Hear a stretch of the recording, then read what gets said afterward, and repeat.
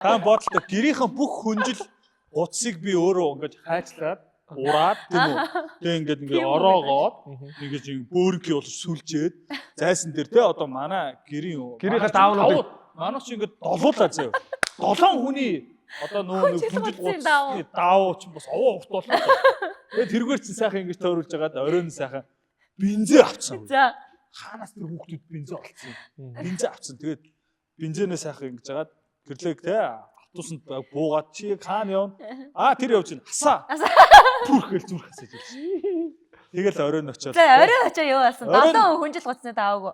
Тэгэл өөдөөс тэгээд төмөр тэгээ шалны мод зод гэл баах юм орж ирээ. Тэгэл бид нар тэр оройн күрт мөчгөнд өмөрөөл тэгэл. Одон залах ганц хүмүүс байхгүй шүү. Ганц хүнийхээ даавуугаа шатахаар жижигхэн зүрх болчих гээд байдаг. 6 хүн цаана хохичоод байдаг. 7 хүний даавуу сайхан авч байгаа шатаагаад тийм амар амартай. Чи хайр дурлалынхаа төлөө хэр зоригтой вэ? Би 6 хүний даавуу шатаад аваад. Гэрийнхэн